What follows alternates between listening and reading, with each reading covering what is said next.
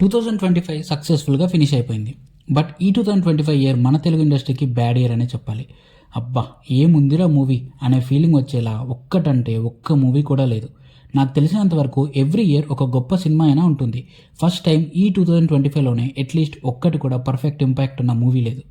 రీసెంట్గా top 10 best movies of 2025 video కోసం మంచి మూవీస్ ఏంటా అని ఆలోచిస్తే అసలు పెద్దగా ఏం లేవు. ఉన్న వాటిలో మంచివన్నీ చిన్న సినిమాలే ఉన్నాయి. బట్ ఇప్పుడు వర్స్ట్ మూవీస్ ఆఫ్ 2025 ఏంటో రాద్దామని కూర్చుంటే బోలెడు రాడ్లు ఉన్నాయి.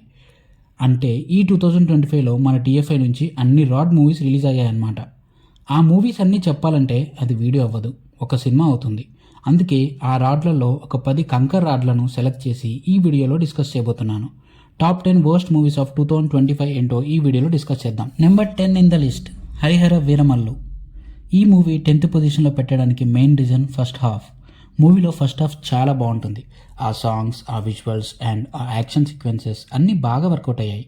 ఇంకా సినిమా హిట్ అయినట్లే అనుకున్నా, but I was wrong. Second half movie story ఎక్కడికో వెళ్ళిపోతుంది. సనాతన ధర్మం సైడ్ స్టోరీని తిప్పి అన్నెసెసరీ సీన్స్తో నింపేశారు. Very bad VFX and screen play writing. Lip sync కూడా ప్రాపర్గా ఉండదు.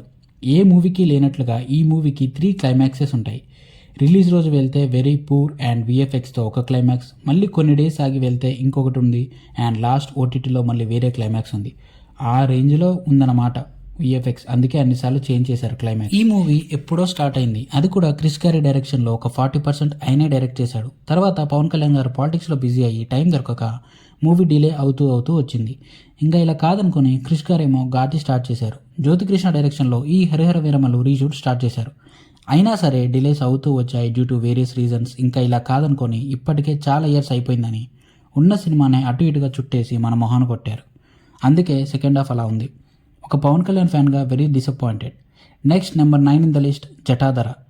సుధీర్ బాబు హీరోగా ఒక కొత్త కంటెంట్తో వచ్చిన మూవీ. స్టోరీ బాగుంటుంది, బట్ ఎగ్జిక్యూషన్ చాలా చెత్తగా ఉంటుంది. Very poor VFX work and Sonakshi గారి క్యారెక్టర్ అండ్ ఆమె పర్ఫార్మెన్స్ చాలా లౌడ్గా అండ్ ఆర్టిఫిషియల్గా అనిపిస్తాయి. రన్ టైం తక్కువ ఉన్నా కూడా స్క్రీన్ ప్లే గ్రిప్పింగ్గా ఉండదు. కంటిన్యూటీ మిస్ అయింది మూవీలో, చాలా ల్యాగ్ ఉంటుంది. అండ్ ఆ క్లైమాక్స్ బాగా రాసుకున్నా కూడా పూర్ విఎఫ్ఎక్స్ షాట్స్ వల్ల ఎగ్జిక్యూషన్ సరిగ్గా ఉండదు. ఒక మంచి స్టోరీ డైరెక్షన్తో ఆగమాగం చేశారు. పాపం సుధీర్ బాబు గారి స్క్రిప్ట్ సెలెక్షన్ బాగున్నా కూడా ఆ డైరెక్టర్ ప్రజెంటేషన్ బాగాలేక ఫెయిల్ అయింది movie. Number 8 in the list, Kannappa. ఈ మూవీ ఇంకా లీస్ట్ పొజిషన్లో ఇవ్వాలి, ఓన్లీ బికాస్ ఆఫ్ ప్రభాస్ అన్న క్యామియో అండ్ ఆ క్లైమాక్స్ వల్ల 8th పొజిషన్ ఇస్తున్నా. విష్ణు గారికి ముందే మూవీ అవుట్పుట్ పైన తేడా కొట్టిందనుకుంటా. అందుకే ప్లాన్డ్గా ప్రభాస్ అన్నని రంగంలోకి దింపాడు, ఆయన కోసమైనా మూవీకి వస్తారని. ఆ ప్లాన్ అయితే ఓపెనింగ్స్కి వర్కౌట్ అయింది, మంచి ఓపెనింగ్స్ వచ్చాయి. బట్ రిజల్ట్లో వర్కౌట్ అవ్వలేదు. ఫస్ట్ హాఫ్ చూసి నిద్ర వచ్చింది లిటరలీ నాకైతే. అనవసరమైన రొమాంటిక్ సీన్స్ ఉంటాయి, అవసరం లేని ఫైట్ సీన్స్, ఎలివేషన్లు. ప్రభాస్ అన్న ఉన్న కొంచెం సేపు మూవీ బాగుంటుంది, ఆయన క్యామియో అయిపోగానే మళ్ళీ ల్యాగ్ ఉంటుంది. మోహన్ బాబు గారి క్యారెక్టర్ కూడా ఒకటి బాగుంటుంది అండ్ ఆ క్లైమాక్స్ ఆల్సో గుడ్. అప్పట్లో చెట్లతో ఫుల్ గ్రీనరీ ఉండేదని న్యూజిలాండ్ వెళ్ళి మరీ షూట్ చేశారు, కానీ మూవీలో అసలు ఎక్కడా చెట్లే లేవు. అంత విఎఫ్ఎక్స్ లాగా ఆర్టిఫిషియల్గా అనిపించింది. ఉన్నదాన్ని కూడా సరిగ్గా వాడుకోలేదనిపించింది. అసలు ఫస్ట్ హాఫ్ అంతా ఎడిట్ చేసి ఓన్లీ సెకండ్ హాఫ్ రిలీజ్ చేసిన మూవీ హిట్ అయ్యేది. ఒక మంచి క్లాసిక్ మూవీ అండ్ స్టోరీని ఖరాబ్ చేశాడు. Number 7 in the list, war 2. ఈ మూవీ ఫెయిల్యూర్. ఒక over action and over confidence స్పీచ్తో స్టార్ట్ అయ్యి ఆ స్పీచ్ ఎవరితో కాదు, మన సితారా ప్రొడ్యూసర్ నాగవంశీ గారిది. వార్ 2 ప్రీలీజ్ ఈవెంట్లో ఆయన మాట్లాడిన మాటలకి చాలామంది ట్రోల్ చేశారు. మూవీ ఏమో మంచి హైప్తో రిలీజ్ అయింది. మూవీ టీం ఏమో ఎన్టీఆర్ అన్న సెకండ్ హీరో అని చెప్పి మూవీలో విలన్ని చేశారు. క్లైమాక్స్లో ఎన్టీఆర్ని చంపకుండా వదిలేసి మనల్ని ఎర్రిపప్పని చేశారు. అసలు ఫస్ట్ నుంచి కూడా మన వాళ్ళు బాలీవుడ్కి వెళ్తే ఆగం చేసి పంపిస్తున్నారు. ఇది రామ్ చరణ్ జంజీర్తో మొదలై ఆదిపురుషుతో కంటిన్యూ అవుతూ వార్ 2 దాకా వచ్చింది. ఎన్టీఆర్ అన్న వార్ 2లో ఉన్నాడనే న్యూస్ వచ్చినప్పుడే నేను అనుకున్నా, అరే అన్న మంచి సక్సెస్ స్ట్రీక్లో ఉన్నాడు, అనవసరంగా బాలీవుడ్ మూవీ ఒప్పుకున్నాడు, పక్క మనోళ్ళని ఆగం చేస్తారని. అలాగే జరిగింది. మూవీలో హృతిక్ రోషన్ స్క్రీన్ ప్రెజెన్స్ ఎలా చూపించారు, మన ఎన్టీఆర్ అన్నని ఎలా చూపించారు, అసలు అక్కడే క్లియర్ డిఫరెన్స్ తెలిసిపోతుంది. ఎన్టీఆర్ అన్న వచ్చినప్పుడల్లా ఆ టైగర్ రోరింగ్ సౌండ్ అస్సలు సెట్ అవ్వలేదు. ఆ ఫేస్ పైన విఎఫ్ఎక్స్ చేసి మూవీ మొత్తం ఒక్కటే ఎక్స్ప్రెషన్ ఉండేలా చేసి ఎన్టీఆర్ అన్న క్యారెక్టర్ని ఆగం చేశారు. ఒక సింగిల్ టేక్ ఆర్టిస్ట్ని తీసుకెళ్ళి అలా చేశారు. వైఆర్ఎఫ్ స్పై యూనివర్స్లోనే చెత్త మూవీ అంటే వార్ 2నే one of the biggest disaster in 2025. ఇప్పటికైనా మన వాళ్ళు బాలీవుడ్కి వెళ్లకుండా ఇక్కడే మంచి మూవీస్ చేసుకుంటే బెటర్ అని అనుకునే లోపే నెక్స్ట్ వైఆర్ఎఫ్ స్పై యూనివర్స్ నుంచి వస్తున్న షారుఖ్ ఖాన్ పఠాన్ మూవీలో ఎన్టీఆర్ అని ఉన్నాడని న్యూస్ వినిపించింది. మరి అది ఎంతవరకు నిజమో తెలియదు. అసలు అది నిజం అవ్వద్దు అని ఆశిస్తూ నెక్స్ట్ రాడ్ మూవీ అంటే చూసేద్దాం. Number 6 in the list game changer. ఈ మూవీ కూడా ఒక మంచి బజ్తోనే రిలీజ్ అయింది. Because of Shankar director, SJ Surya villain, trailer కూడా బాగుండడంతో హిట్ అనుకున్నారు అందరూ. బట్ ఈ మూవీ 2025లోనే బిగ్గెస్ట్ డిజాస్టర్గా నిలిచింది. అసలు 2025 స్టార్ట్ అయింది ఈ మూవీతోనే. అందుకే ఏమో ఇయర్ మొత్తం ఫ్లాప్లే ఉన్నాయి. అసలు మూవీ ఫస్ట్ నుంచి ఎప్పుడైతే అప్పుడు ఎక్కడ పడితే అక్కడికి హెలికాప్టర్స్ వస్తూనే ఉంటాయి.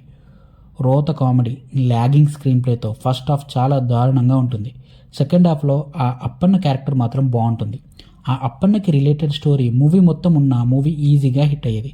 మళ్ళీ క్లైమాక్స్ నార్మల్గా ఎండ్ అవుతుంది. అదే అవినీతి, అదే లంచం కాన్సెప్ట్తో ఒకే ఒక్కడి నుంచి అదే కాన్సెప్ట్ని పట్టుకొని తీస్తే ఆడియన్స్ ఎలా చూస్తారు? ఇండియన్ 2 చూశాక ఎవరికైనా గేమ్ చేంజర్ కూడా ఫ్లాప్ అని అర్థమవుతుంది. కానీ చిరణన్నకి అర్థం అవ్వలేదు. Bad luck. Number 5 in the list Jack కొంచెం క్రాక్. అసలు ఈ మూవీ ఏ జోనరో ఏంటో నాకు ఇప్పటికీ తెలియదు.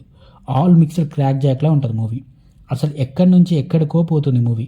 అసలు ఆ హీరోయిన్ క్యారెక్టర్ ఎందుకు ఉందో అర్థం కాదు. సిద్ధు అన్న యాక్టింగ్ ఏమో టిల్లు స్టైల్లో చేయాలా, వేరేలాగా చేయాలా అనే కన్ఫ్యూజన్లోనే మూవీ మొత్తం చేసేసాడు అనిపించింది. అసలు బొమ్మరిల్లు భాస్కర్ గారి దగ్గర నుంచి నేను ఇలాంటి రాడ్ అయితే అస్సలు ఎక్స్పెక్ట్ చేయలేదు.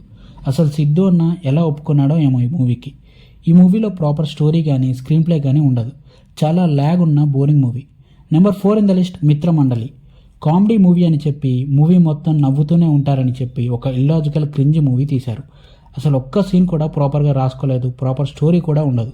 కామెడీ అని చెప్పి ఏం తీసినా చూస్తారులే అని గ్రాంటెడ్గా తీసుకొని తీసినట్లుంది మూవీని. జాతిరత్నాలు మూవీలో కూడా అసలు స్టోరీయే ఉండదు. బట్ ఆ మూవీలో కామెడీ బాగుంటుంది and we enjoy the movie. But ఈ మూవీలో ఆ కామెడీ మిస్ అయింది. సీరియస్లీ చాలా వర్స్ట్ మూవీ. మరో జాతిరత్నాలు అవుద్దనుకున్నారు, బట్ ఒక పెద్ద రాడ్ మూవీ లాగా మిగిలిపోయింది. Number 3 in the list Robin Hood. Bheeshma movie తర్వాత నితిన్ అండ్ వెంకీ కుడుముల కాంబినేషన్లో వస్తున్న మూవీ అవడంతో అంత కాకపోయినా కొంచెం బజ్ అయితే క్రియేట్ అయింది. వెరీ బోరింగ్ స్క్రీన్ ప్లే, చాలా లెంతీ మూవీ. స్టోరీ కూడా పెద్దగా బాగోదు. ఆ హీరోయిన్ క్యారెక్టర్ ఎందుకుందో ఆ హీరోయిన్కే తెలియదు. పూర్ క్యారెక్టర్స్ రిటర్న్ అనిపించింది. సెకండ్ హాఫ్లో ఏం లేదు, మొత్తం డొల్లా. ఎగ్జిక్యూషన్ సరిగ్గా చేయలేదు. ఎమోషనల్ కనెక్టివిటీ మిస్ అయింది మూవీలో. నితిన్ గారి పర్ఫార్మెన్స్ కూడా ఈ మూవీలో పెద్దగా బాగోదు.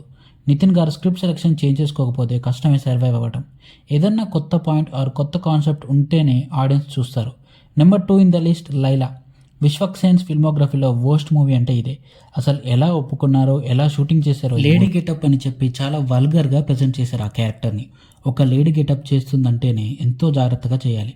బట్ మరీ ఇంత ఘోరంగా చేస్తాడు అనుకోలేదు. డబుల్ మీనింగ్ డైలాగ్స్తో, పూర్ క్యారెక్టరైజేషన్తో చాలా చెత్తగా ఉంటుంది మూవీ. ఒక్క క్యారెక్టర్ కూడా ప్రాపర్గా బిహేవ్ చేయరు మూవీలో. లేడీ గెటప్ని ఎలా అయితే తీయకూడదో ఎగ్జాక్ట్గా అలానే తీశారు ఈ మూవీలో. విశ్వకన్నా స్టార్టింగ్లో మూవీస్ బాగుండేవి, ఇప్పుడు అంతా బాగా ఉండట్లే మూవీస్. ఫంకీతోనైనా కంబ్యాక్ ఇవ్వాలని ఆశిద్దాం. Next number 1 in the list and worst movie of 2025 goes to mass జాతర. ఆడియన్స్ చేసిన పెద్ద తప్పేంటంటే ధమాకా మూవీ హిట్ చేయడం. ఆ మూవీ హిట్ అవ్వడంతో రవణ అదే ఫామ్లోని రిపీట్ చేసుకుంటూ వెళ్తున్నాడు.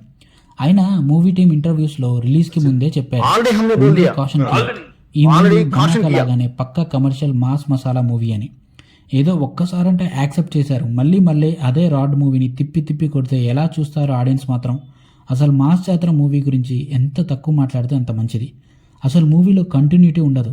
ఒక సీన్కి కానీ, ఒక ఎమోషన్కి కానీ, ఒక క్యారెక్టర్కి కూడా ప్రాపర్ జస్టిఫికేషన్ ఉండదు మూవీలో. సడన్గా ఇంపార్టెంట్ క్యారెక్టర్ చనిపోతాడు, నెక్స్ట్ సీన్లో హీరోయిన్తో కామెడీ అని కట్ చేస్తే సాంగ్. అసలు మైండ్ పోయింది నాకైతే. నవీన్ చంద్ర మాత్రం బాగా పర్ఫామ్ చేశాడు. Cringe comedy, illogical scenes and routine టెంప్లెట్తో ఉంటుంది movie. 2024 year worst movie mister Bachchan రవితేజదే. మళ్ళీ ఈ 2025 ఇయర్ వర్స్ట్ మూవీ మాస్ జాతర కూడా రవణది.